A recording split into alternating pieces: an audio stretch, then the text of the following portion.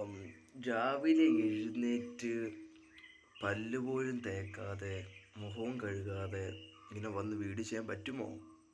ഞാൻ ചോദിച്ചു പോവാണ്. നമ്മളിപ്പോൾ നാട്ടിലുള്ളപ്പോഴേ ഇങ്ങനെയൊക്കെ പറ്റത്തുള്ളൂ. അതാണ് ഒന്നാമത്തെ highlight. Got it.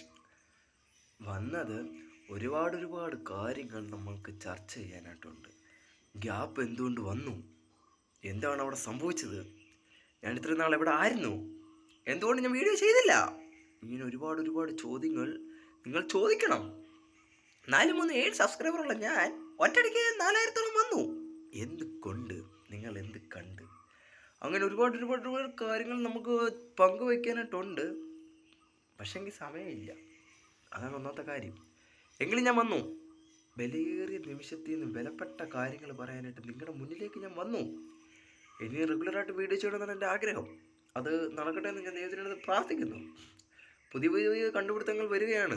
For example യൂട്യൂബിൽ മെമ്പർഷിപ്പ് വന്നു. ഒരു മെമ്പർഷിപ്പ് തുടങ്ങിയാൽ നിങ്ങളെല്ലാവരും 30 രൂപ വെച്ചിട്ട് വരണേ.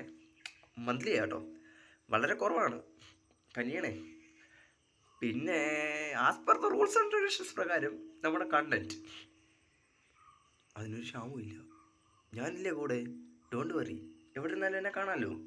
ഞാനുണ്ടല്ലോ നിങ്ങളുടെ മുന്നിൽ. പിന്നെ എന്ത് വേണം? ഹാപ്പി ആയിട്ടിരിക്കുക.